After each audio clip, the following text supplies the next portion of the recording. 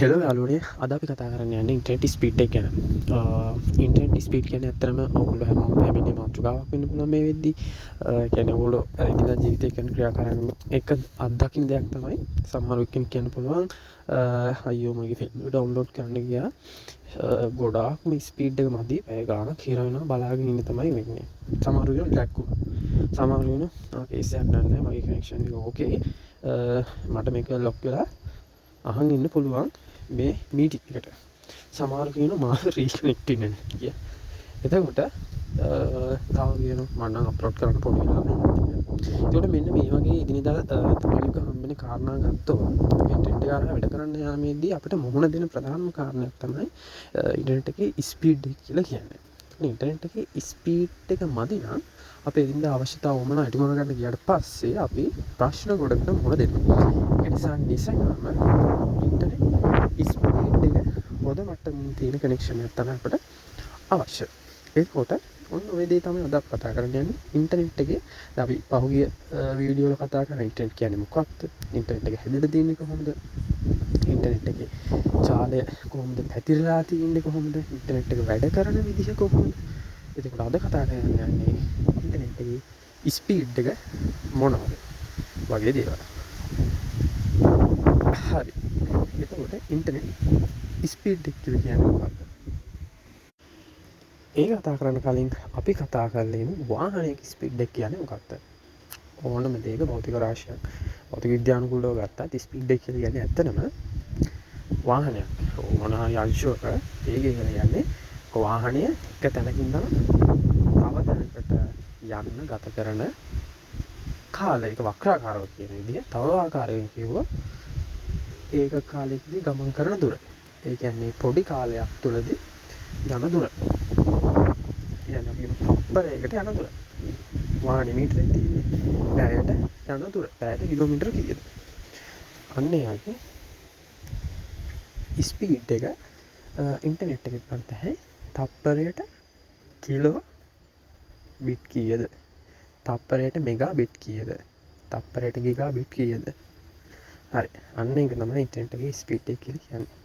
ඇත්තටම මේ ස්පීඩ් එක කියලා කියන්නේ අපිට අදාළ ෆයිල් එක අපි ඩවුන්ලෝඩ් කරන්න නැත්නම් අප්ලෝඩ් කරන්න. අදාළ ෆයිල් එක ඩවුන්ලෝඩ් කරන්න නැත්නම් අප්ලෝඩ් කරන්න යන වෙලාවනේ අපි සරල අදහස සරලව කිව්වොත් ඔක අපිට මෙහෙම කියන්න පුළුවන්. කොහොමද? ඒක කාලයකදී හරිද? හෝමාරුවන දත්ත ප්‍රමාණය ඉන්ටර්නෙට් ස්පීඩ් එක කියලා කියන්න පුළුවන්. ඒක කාලයකදී හෝමාරුවන දත්ත ප්‍රමාණය ඉන්ටර්නෙට් ස්පීඩ් එක කියලා කියන්න පුළුවන්. එතකොට ඒක කාලයකදී හෝමාරුවන දත්ත ප්‍රමාණය කියන්නේ ඇත්තනම බෑන්ඩ්විඩ්ත් එක ඉන්ටර්නෙට් එකේ බෑන්ඩ්විඩ්ත් එක තමයි ඒක කාලයකදී හෝමාරුවන දත්ත ප්‍රමාණය කියලා කියන්නේ. බෑන්ඩ්විඩ්ත් එක කියන්නේ මේක. අපි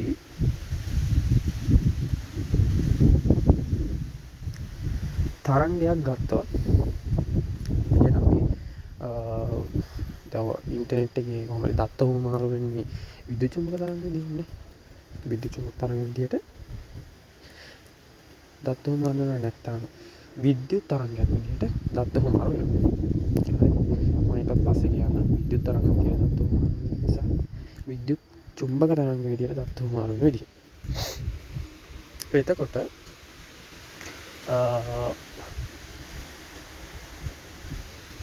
බෑන්ඩ්විඩ්ත් අඩු ස්පීඩ්ස් තියෙනවා බෑන්ඩ්විඩ්ත් වැඩි ස්පීඩ්ස් තියෙනවා. අපි මේක අපි උදාහරණයක් විදිහට අපිට කොමන් ගන්න මේ කතා කරන්න වතුර නලයක ඩයමීටර් එක විස්කම්භය වෙනස් වෙච්ච වතුර නලයකින් වතුර ගලාගෙන යන විදිහ සහ කප් එකට වාදනයකට පෙන්නනවා. අපි මෙහෙම කියමු. අඟලේ බටයක් තියෙනවා අඟල් දෙකේ බටයක් තියෙනවා. ඊට පස්සේ අග ගාව තියෙනවා ලීටර් 5 වාදනය. ගැල්මක් කරන්නේ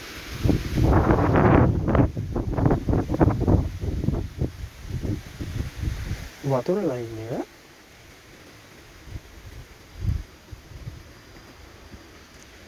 ෆ්ලෝ එක වතුර ලයින් එකේ ෆ්ලෝ එක එකම විදිහකට යන්නේ. සැර එකයි කියලා අපි කියමු. වතුර සැර එකයි. එතකොට ඔය ලීටර් 5 ගැලුම මුලින් පිරෙන්නේ අඟල් වටේින්ද අඟල් දෙකේ වටේින්ද. අතරම අඟල් දෙකේ වටේින් තමයි ලීටර් 5 ගැලුම මුලින්ම පිරෙන්නේ. එතකොට අනේක තමයි බෑන්ඩ්විඩ්ත් කියලා කියන්නේ. වැඩි බෑන්ඩ්විඩ්ත් එකකින් තියෙන එකකින් අපට අවශ්‍ය ෆයිල් එක අප්ලෝඩ් කරගන්න හරි ඩවුන්ලෝඩ් කරගන්න හරි පුළුවන්. කියන්නේ තව උදාහරණයක් ගත්තොත් මන්තිරු මේක පාරකට මන්තිරු 6ක පාරක වාහන වලට එකම වාහන ප්‍රමාණයට වාහන 100ක් දාන එකකින් පාට මන්තිරු දෙකේ පාරේ කුත්තින තව මන්තිරු 6 පාරකටත් දානවා 100. එතකොට ට්‍රැෆික් එක අඩු වෙලා වැඩි වේගයකින් යන්න පුළුවන් කාටද? මන්තිරු 6 පාර. එතකොට බෑන්ඩ්විඩ්ත් කියන්නේ කලාව වැඩි කලාව තමයි. එකේ තමයි අපි ස්පීඩ් එක වැඩි කියලා ගන්න. එතකොට මෙගාබිට් සාමාන්‍ය අපේ ස්පීඩ් එක මයිනර් මෙගා ගොඩක් වෙලාට අද කාලේ මෙගාබිට්ස් ඉන්නේ. මෙගාබිට්ස් ඉනවා කියන්නේ m simple bps megabits per second. m capital bps megabytes per second. එතකොට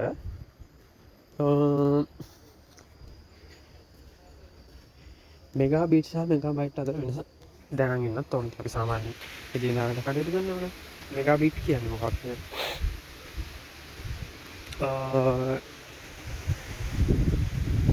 ඇත්තටම බිට් 8ක් තමයි බයිට් එකක්. එතකොට ඇත්තටම කැපැසිටි ගන්න ගත්තොත් මෙගාබිට් එකට වඩා මෙගාබයිට් එක කැපැසිටි එක වැඩි. එතකොට මෙගාබිට් CA ස්පීඩ් එකට වඩා මෙගාබයිට් CA ස්පීඩ් එක වැඩි. මෙගාබිට් 100 megabit per second is smaller than 100 megabyte per second. එතකොට ඒක තමයි ඒ ස්පීඩ් එක මයිනර් දී. දැන් GBPS gigabits per second ලා හිතාක්ෂණයකව ෆයිල් එකක් අපිට ඩවුන්ලෝඩ් කරගන්න පුළුවන් සුළු කාලයකින්. හරිද? ඒ හරි. ඊට පස්සේ අපි එනවා මොබයිල් නෙට්වර්කින් වයර්ලස් නෙට්වර්කින් වලට ආවට පස්සේ ගන්න ඉන්ටර්නෙට් අපි ෆෝන් එකට එන්නේ කොහොමද? වයර්ලස් සිග්නල් එකක් විදිහට නේ. වයර්ලස් සිග්නල් එකක් විදිහට තමයි ඉන්ටර්නෙට් එක. එතකොට වයර්ලස් සිග්නල් එක ජෙනරේෂන් වලට ගොඩාක් අහලා 2G 3G 4G 5G 6G signals ගන්න. ඇත්තටම මේක G කියලා කියන්නේ වල ජෙනරේෂන් එක. ඒතකොට 1G 2G 3G 4G 5G වෙනකන් අද සාමාන්‍ය භාගයේ තියෙනවා. 6G පවා සයින්ටිෆික් මට්ටමේ යූස් කරනවා. එතකොට 1G යනවා ෆස්ට් ජෙනරේෂන් ස්පීඩ් එක තියෙන ඉන්ටර්නෙට් සම්බන්ධතාවය ඇත්තටම ඇනලොග්. ලෝකේ කලාපේ තැන්තැන්වල ලෝකේ කලාපේ තැන්තැන්වල රටරටවල් වල මේක ඉතා ඉස්සර කාලේ කියන්නේ දස් මට මතක කියලා කාලේ තනිතනියම ඒගොල්ලෝ එක එක මොඩල් යූස් කරලා තියෙනවා. යුරෝප් වල American country Asian countries 1G analog internets නේ. After that they use it after they are going to 2G second generation mobile network starting with එතකොට second generation networking වලට ගියාට පස්සේ එතන කතා මොකක්ද SMS voice call ආවේ එතන. ඊට second generation එකේ 2.5G කියලා අප්ඩේට් එකක් ආවා. ඒක ඔයගොල්ලෝ GPRS කියන්නේ අන්නේට 2.5G. ඊට පස්සේ 2.75G ආවා. ඒකට කියනවා H කියලා. මොන උත්තරනේ තමයි ඉනිෂියලි මොකක්ද වෙන්නේ? ඉන්ටර්නෙට් බ්‍රවසින් වෙබ් බ්‍රවසින් පටන් ගත්තේ මොබයිල් බ්‍රවසින් පටන් ගත්තේ එතන. ඊට පස්සේ 3G වලට අප්ඩේට් එකක් ආවා third generation update එක. හරිද? third generation එන්නෙද්දී 1G වලට වඩා 2G එකේ ස්පීඩ් එක වැඩි 2G වලට වඩා 3G ස්පීඩ් එක වැඩි. හරිද? ඒ මොකක්ද කියන්නේ 1G වලට වඩා 2G එකේ බෑන්ඩ්විඩ්ත් එක වැඩි 2G වලට වඩා 3G වල බෑන්ඩ්විඩ්ත් එක වැඩි. ඊට පස්සේ ආවා 3G වලින් සමනෙන් 3G වල අප්ඩේට් එකක් ආවා HSPA ආවා. මතක් කරගන්න high speed packet access ඕලන් ෆෝන් වල සමහර වෙලාවට 3G ෆෝන් වල තිබ්බා H+ මතකද අන්න ඒක තමයි HSPA කියන්නේ 3G වල evolution. ඊට පස්සේ ආවා 4G fourth generation ස්පීඩ් එක fourth generation ස්පීඩ් එක ආවට පස්සේ එතනින් තියෙන්නේ මොකද්ද? fourth generation ස්පීඩ් එක කියන්නේ අපි ඔය 4G LTE තියෙනවා. ඒකේ ඇඩ්වාන්ස්මන්ට් එක 4G LTE වෙtti. නේ?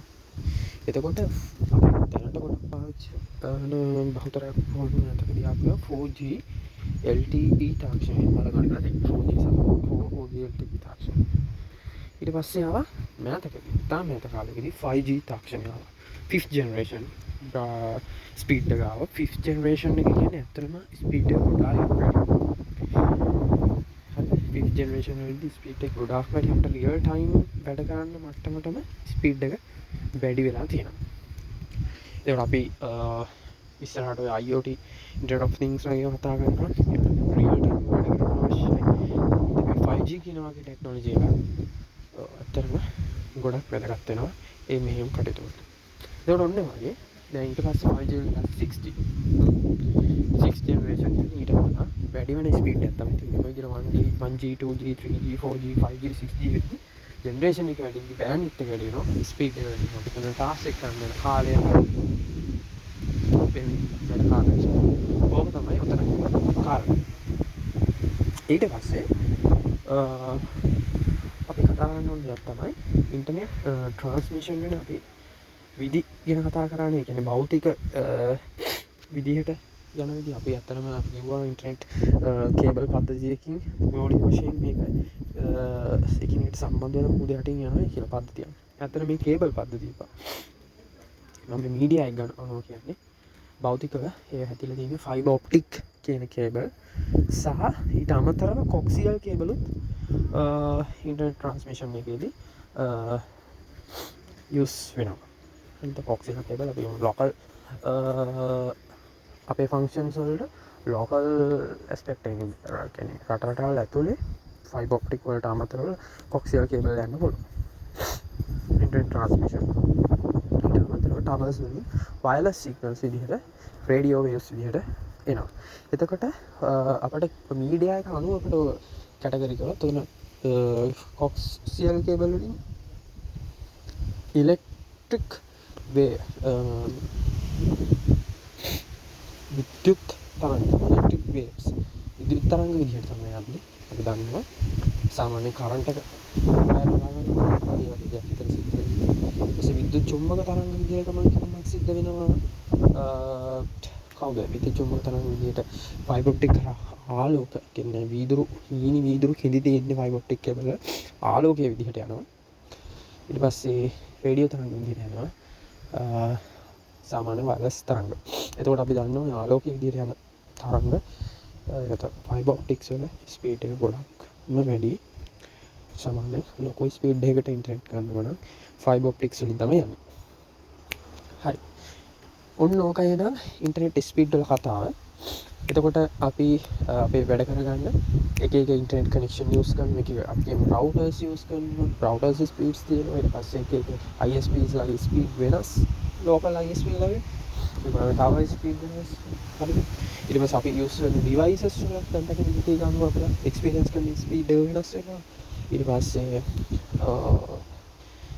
පස්සේ වෙදර් එක තියෙන බාහිර බැරියර්ස් අනුව අපි එක්ස්පීරියන්ස් කරන ස්පීඩ් එක වෙනස් වෙනවා. මේ වගේ විවිධ කාරණා. ඊට පස්සේ ඉන්ටර්නෙට් ට්‍රැෆික් එක කියලා තියෙනවා. ඒ කියන්නේ මේකට එකිනෙකට කීප දෙනෙක් කොච්චර ප්‍රමාණයක් එකවර අන්තර්ජාලය භාවිත කරනවාද කියන කාරණේ මත අපි එක්ස්පීරියන්ස් කරන ස්පීඩ් එක වෙනස් වෙනවා. හරිද? ඒ වගේ මෙන්න මේ වගේ කාරණා කිහිපයක් මත ස්පීඩ් එක එක්කෙනාගේ එක්කෙනාට ඩිවයිස් එකෙන් ඩිවයිස් එකට වෙනස් වෙන්න පුළුවන්. ඒ වගේම සාමාන්‍යයෙන් අපි දන්න දෙයක් තමයි ඩවුන්ලෝඩ් ස්පීඩ් එක අප්ලෝඩ් ස්පීඩ් එකට වඩා වැඩි. මොකද අපි සාමාන්‍ය ජනතාවගේ බහුතරයක් වැඩිම පිරිසක් ඇත්තටම ඩවුන්ලෝඩ් ෆන්ක්ෂන් වලට තමයි මේ YouTube එකේ මේ වීඩියෝ එක බලනවා, ෆයිල් එකක් ඩවුන්ලෝඩ් කරනවා, ෆිල්ම් එකක් ඩවුන්ලෝඩ් කරනවා, වෙබ් බ්‍රවුසින් කරනවා, කොහෙට හරි අපි ඇක්සස් වෙනවා. ඒ කියන්නේ අපි මේ බ්‍රවුසර්ස් වලට අපි ඩවුන්ලෝඩ් කිරීමක් තමයි වෙන්නේ. අප්ලෝඩ් කරන්නේ ඉතා සුළු ප්‍රමාණයක් කියන සාපේක්ෂව අපි ෆයිල් ඒක බලද්දී ඇත්තටම අප්ලෝඩ් ස්පීඩ් එක ඇත්තටම අඩු කරලා තියෙනවා. ඒකේ එෆිෂියන්සි එක තියාගන්න තමයි කරන්නේ.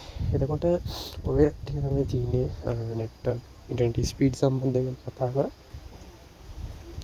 ඊට පස්සේ අපි දැන් අපි කලින් වීඩියෝ කතා කරා සැටලයිට් ඉන්ටර්නෙට් ට්‍රාන්ස්මිෂන් දැන් ගන්න තියෙන ස්ටාර්ලින්ක් ප්‍රොජෙක්ට්. සැටලයිට් වලින් ඉන්ටර්නෙට් එකේ ස්පීඩ් අපි සාමාන්‍ය භෞතික ස්පීඩ් වලට සැටලයිට් කනෙක්ෂන් එකේ ස්පීඩ් එක වැඩි වෙන අවස්ථා ගොඩක් වෙලාවට මේ විදි සමහර වෙලාවට පැකේජස් වල වැඩි වෙලා තියෙනවා ස්පීඩ් එක.